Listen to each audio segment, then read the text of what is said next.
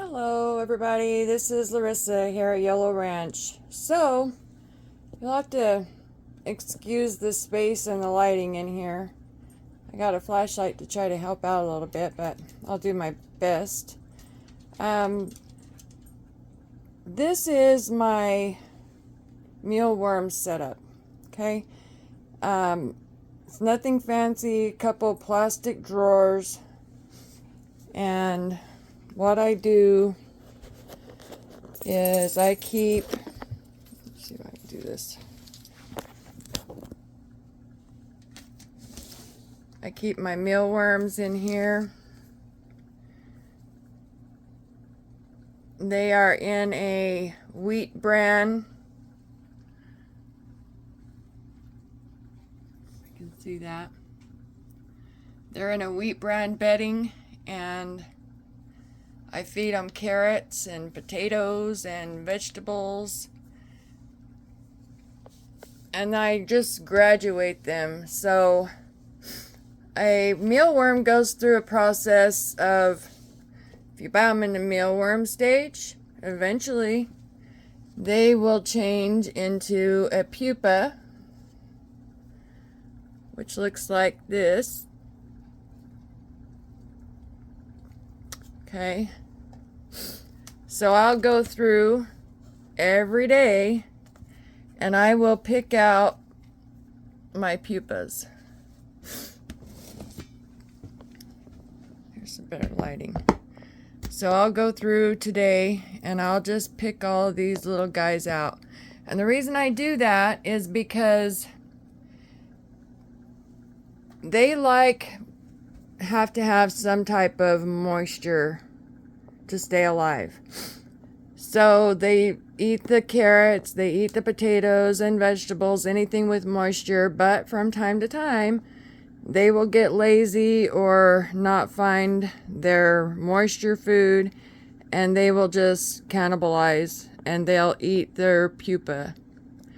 So in order for me to get bigger numbers of my pupa, I go through and I pick them out every day. And you get to recognizing what they look like. So you just, usually they've got this little torpedo end, like there, and they wiggle in a corkscrew fashion, and they'll wiggle their way up to the top of your bran, wheat bran, oat bran, oatmeal, whatever you're using, okay? So I go through and I pick those out. Once the worms get big enough, they can be harvested and fed to your animals or used as fishing bait or whatever the case may be. I've got an old potato in there. There's their carrot from yesterday. Let go, guys. I do give them cartons, for egg cartons, the paper kind, and they'll start looking like this eventually. Then I'll throw them away and give them a new one. But gives them something to climb on and hide on. From worm stage, they go to the pupa stage, like I just said. And then from the pupa stage, all my pupas go in here.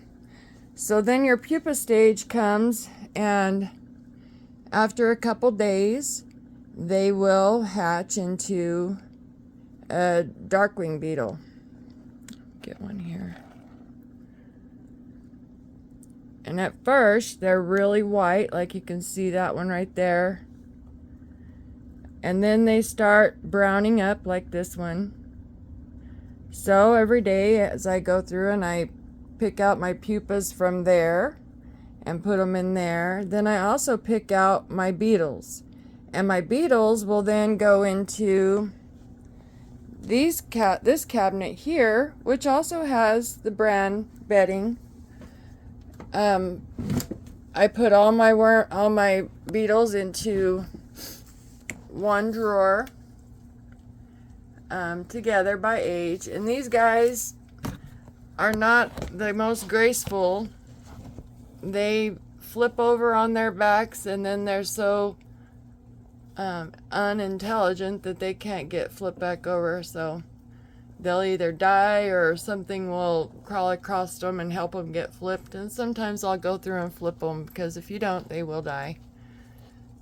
So every once in a while you'll have to pick out a few dead ones, and I feed those to my chickens, no big deal. I've got dead beetles there. And the other thing is that when they're in hatching from pupa, you want to keep your eye open for deformities, because although I don't know how much truth is in it, they say that if they're born with deformities, that they'll continue passing that down as they lay their eggs and their babies are born. So if they are deformed, I just feed them to my chickens. No big deal. You'll get to recognizing what they look like to easily find them in here and not have to spend a lot of time doing it. And then moving your beetles to your drawers, okay? So after a while, the ones that I did the longest time ago, actually are this drawer. After a while, you will start seeing worms in with your beetles. So once again, you are going to have cannibalism, and those worms are easy targets for your darkwing beetles. So you don't want to leave them together for a whole long time, because they'll kill each other. So after a while, I will go through and I'll pick out the beetles, just like this, and I'll collect them up. This drawer I started before I figured, okay, I'm going to film. So I've been moving all my beetles over into there. Any of them that have died, I'm putting in here to go to my chickens. Again, the beetles eat the same thing that your worms do. They like some more things that the worms don't like. You'll find, like celery, for some reason one of them likes them, the other one doesn't, but I like to give them a little bit of variety in their diet. So anyway, we'll separate the beetles, take them all out, and then this bran that the beetles have been laying their eggs in, and the cartons, because they'll go up underneath these cartons and they'll lay their eggs.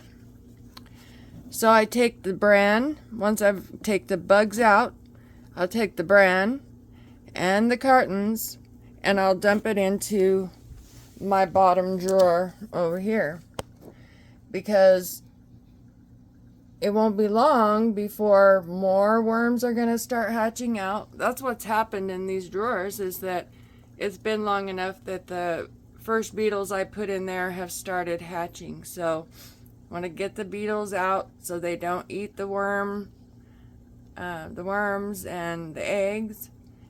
And the beetles will go into a new bed of bran so that they can start laying eggs in it. And the worms will go down here and start the process all over again. And I just move my newest ones to the bottom, and then as I'm working them, I move them up. So I know the ones that are the oldest are on the top, and the opposite down there, over there, my oldest beetles are on the bottom. So I've got two drawers there that I need to take the beetles out of and move their bran and their eggs over here to start hatching, and then those beetles will start their work all over again.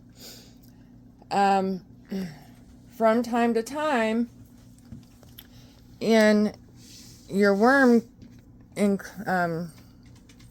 trays, they will eat all this bran up to the point where it is just castings. And you'll know because it's really, really fine. Looks like dirt. There's casting under, that's all casting. Whereas the bran is more flaky. So once they've done that, once they've turned a large quantity of their bedding into castings, I'm going to take my bucket here. It's a 5-gallon bucket, and I got me a screen from Amazon. So I'll dump them in here, You can just dump them and let them sift their way through the day, and then once they've got it all down to just bran again, those will go back in the drawer. Sometimes you'll have a few pupa that have started changing while they're in here. And then you have your castings here. So I do put a piece of carrot or something in here because I'll sift my castings twice. During the process of the eggs being laid and all this stuff, there's going to be some stragglers. So you either don't worry about it and just throw them out, or you give them just a little bit more time and then you sift your castings one more time, and you'll get surprisingly a lot more worms from it. As you're rotating your cages around, especially your beetle cages, once you empty one out, make sure that you wash it in some warm bleach water and allow it to dry well, because the eggs and stuff stick to it real good. If you're using them for the same process over and over and over, I don't think it's a big deal not to wash them if they're, don't show real signs of being dirty. But people that use their same containers for something else, then they're going to have the possibility of those worms hatching, because you'll be surprised sometimes how long it'll take them to hatch. And they lay their eggs on everything, the cartons, the bottoms of this plastic, as far up on the walls as they can reach. So they'll kind of just stick their eggs wherever they can, and you won't be able to really see them. So just for hygiene's sake, keep your containers clean, give them a good wash every once in a while for sure. So that is pretty much it. Oh, you can get a grate like this. They sell these on Amazon also.